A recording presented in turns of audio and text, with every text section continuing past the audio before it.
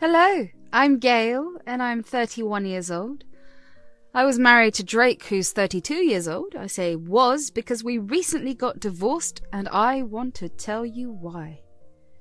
I met Drake when we were in college. We happened to have a lot of mutual friends, and we got to talking. I fell in love with him almost instantly. He was a gorgeous man with the best sense of humour. He liked me enough to ask me out, and the rest is history. We got married a little after we graduated. I would say that we had a pretty good relationship. We did have our ups and downs, but we always worked through our problems. We got along well with each other's families as well. Drake's family lived across the country, but when I did meet them, it was great. I only have a mum and a younger sister, Wendy. Drake and my mum got along really well, but for some reason, he just couldn't get along with Wendy. And it was a mutual thing because she never failed to tell me how much she hated him. I wish I could tell you there was a reason for this mutual hatred, but they quite literally took one look at each other and decided they didn't like each other. I didn't like it and tried to get both of them to talk for the longest time, but neither of them budged. It did bother me for a while, but eventually I figured as long as it wasn't hurting my relationship with each of them, it wasn't my problem. And then one day, out of nowhere, Drake and Wendy began getting along fine. Drake would seem excited every time I told him that Wendy would be there when we went over for dinner at my mum's. The two of them had a ton of inside jokes and were very touchy. I was surprised and a little uncomfortable, but I let it be because I was glad that their hatred for each other was gone. One day, I happened to return from work earlier. I was excited to be returning early, so I stopped by the grocery store to pick up some ingredients to make Drake his favourite meal to surprise him. We'd been having a great month, and I just wanted to do something really nice. When I pulled into the driveway, I saw my sister's car. I was confused because she didn't tell me she was coming over. I just figured she wanted to hang out.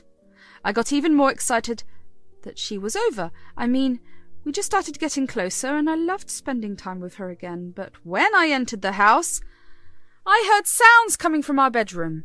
I walked around the house and didn't see either my husband or my sister. I felt my heart drop. I slowly and carefully approached my bedroom.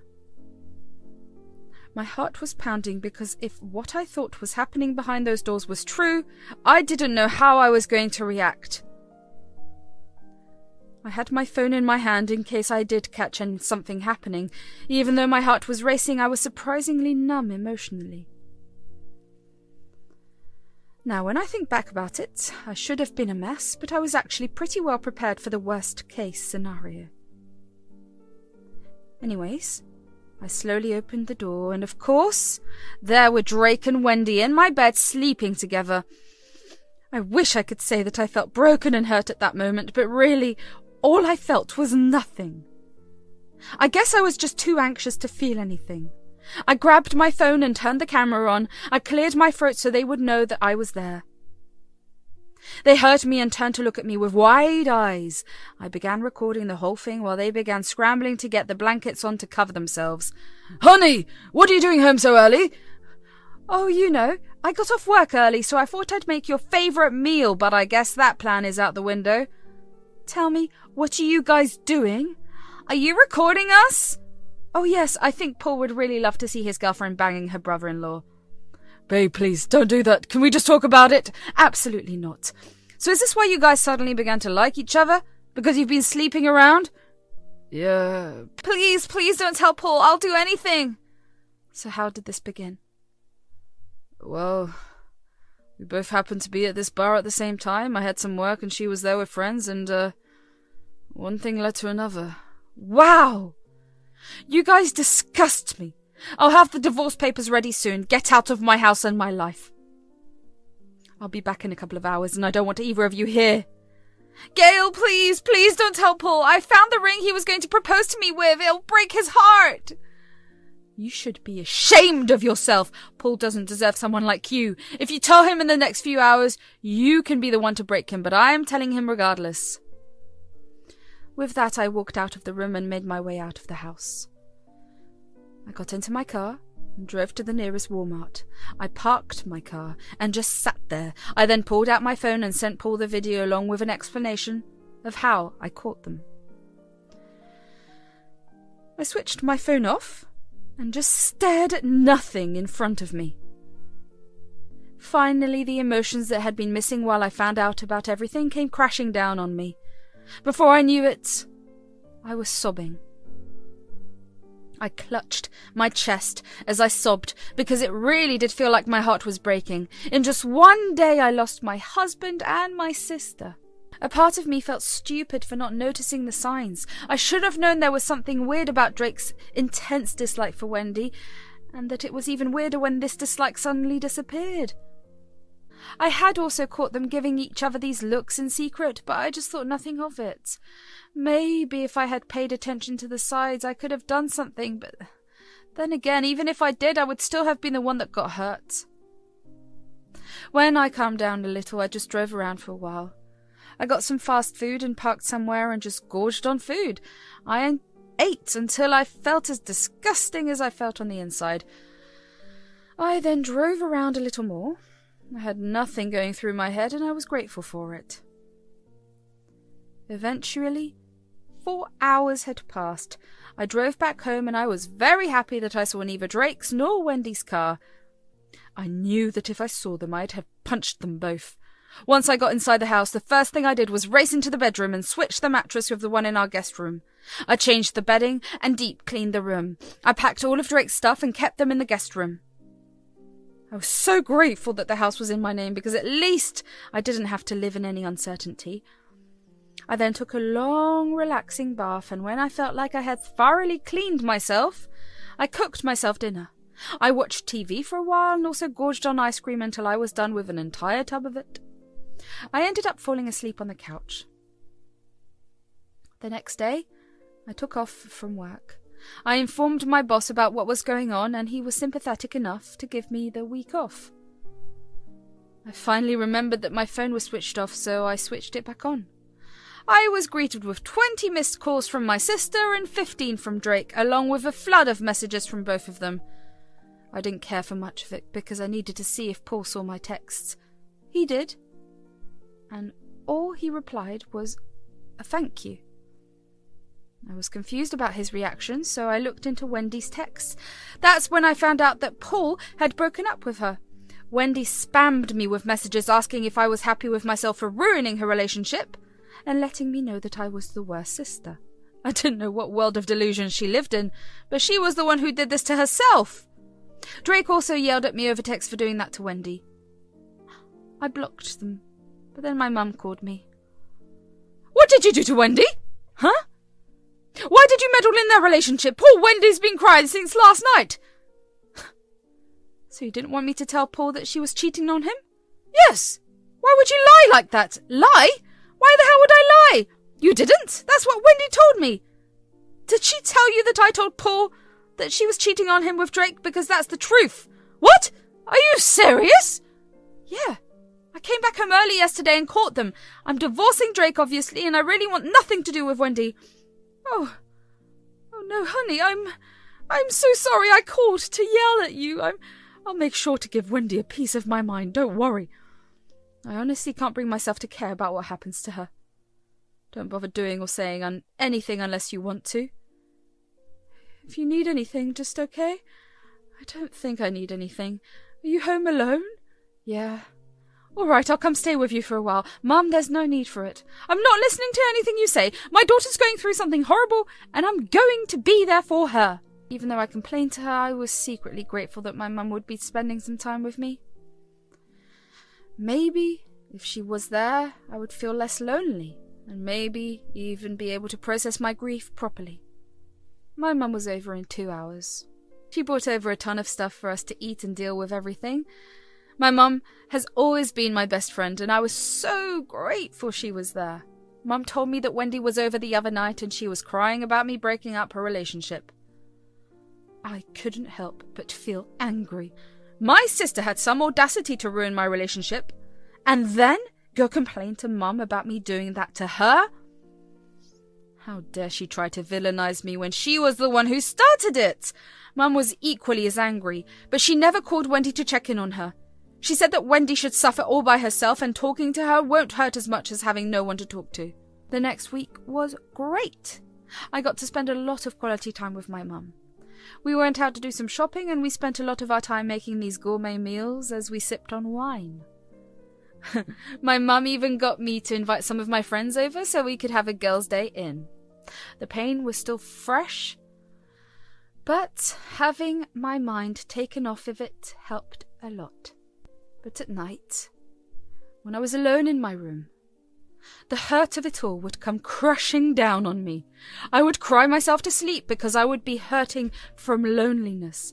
I couldn't help but wonder what I was missing for Drake to go after my sister. Was I not pretty enough? Young enough? Good enough? I thought we were having a great 3 months. We hadn't had a fight at all. I thought it was because we were getting closer as a couple. But it turned out it was because another woman was making Drake happy. And my sister? She and I only just started to bond even more. We had always been close growing up, but then I moved to a different place to start college and adult life happened. We weren't as close together. Even when I moved back to our hometown, we didn't meet each other much, but when she started making an effort recently, I really thought that she wanted to spend time with me. She was only there for my husband. Over the next few months, though, I started to feel a lot better. My mum accompanied me as I filed for a divorce. She was there with me when I went to deliver the divorce papers to Drake at his friend's place. It hurt to see him again, but I knew that it was needed if I wanted him out of my life for good. I didn't tell my mum, but out of the corner of my eyes I saw Wendy's jacket on the couch. I realized that they were still seeing each other and I wanted to throw a fit, but where would that have gotten me? I began to heal, though. There were still a lot of times that I would feel a surge of anger, but I learned to calm it down. I thought I was getting better until one day, while scrolling through social media, I happened to come across a post that a mutual friend had posted.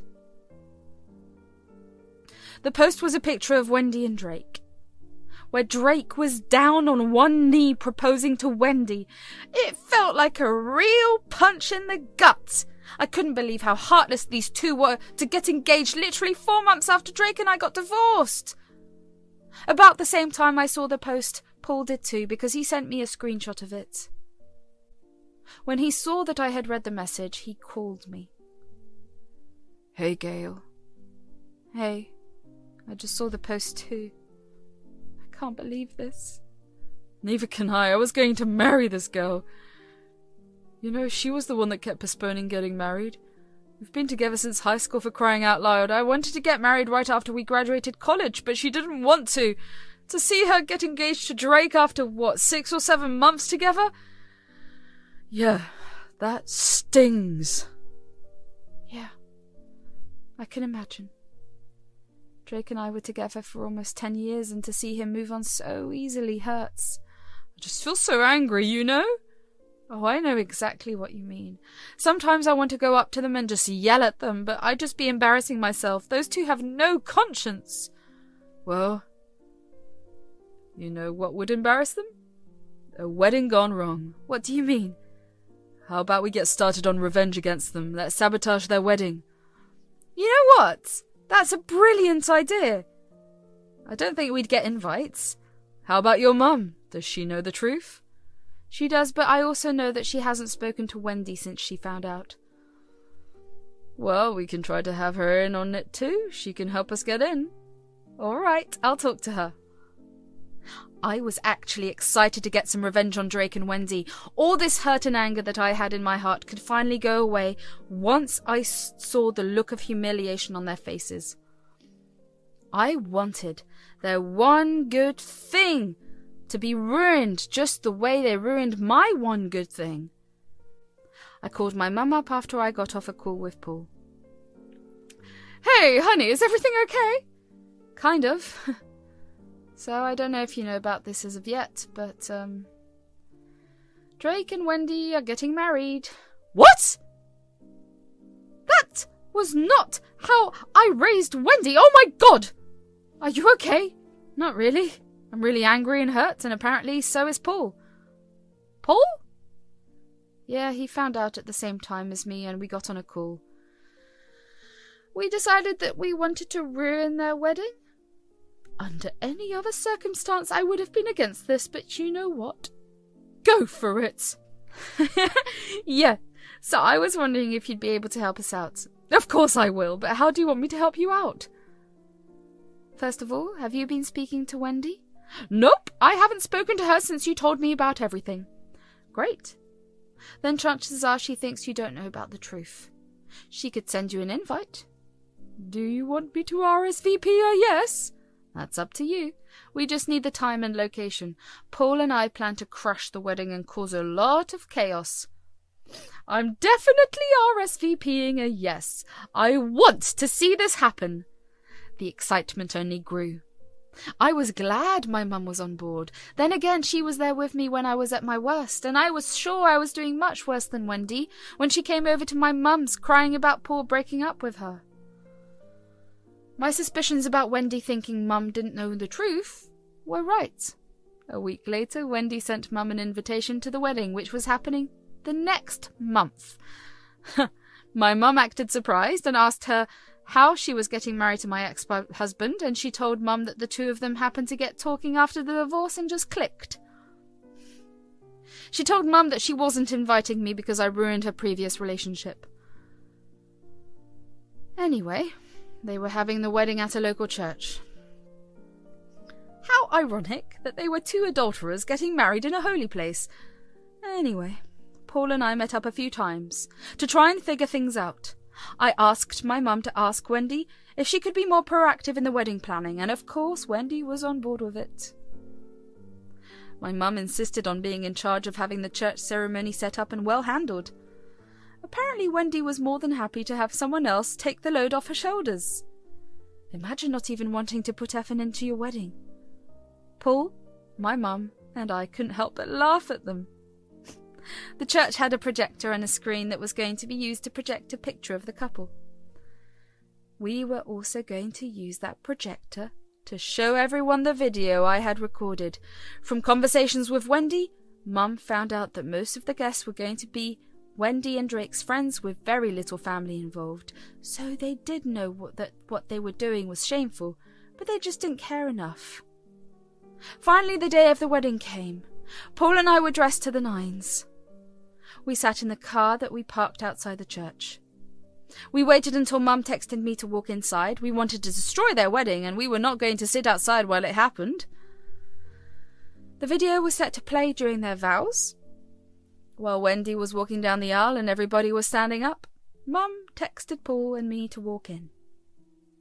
We blended in with the standing crowd and managed to find seats in the back. We then waited for the couple to start saying their vows. Their vows were all about always going to love each other and be faithful to each other, and honestly, that just made me irrationally angry. But I didn't even need to get up and say anything, because right after they were done with their vows, the church hall started blaring the sound from the video.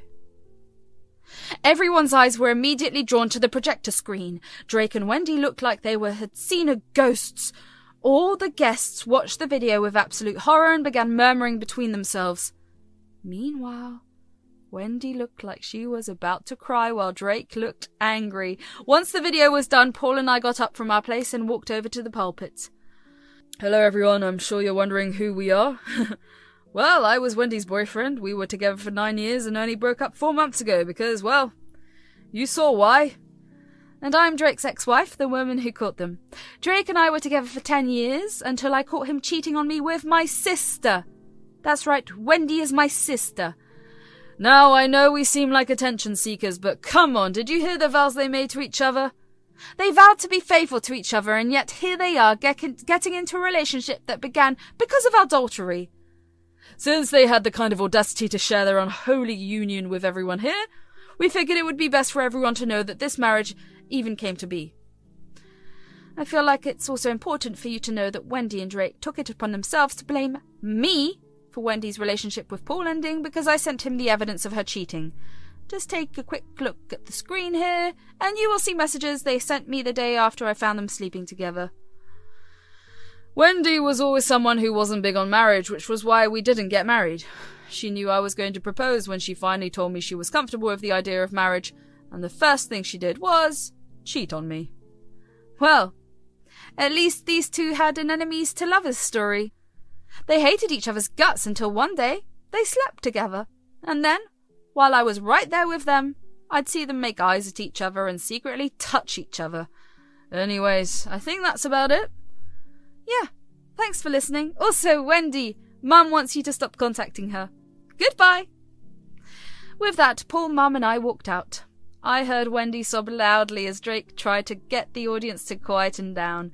I felt a rush of adrenaline after doing that. I felt vindicated. Once we got out, the three of us bursted out laughing really hard. It felt good to not feel angry anymore. I found out through some friends later that a lot of the guests walked out after us, and the few that stayed didn't make it to the reception. None of Wendy's friends knew about any of this, so when they found out, they didn't want to have anything to do with her. Drake's family, who were not invited, came to know about it and disowned him. In the end, both of them had karma come back for them. Meanwhile, Paul and I were the ones that dodged 2 huge bullets.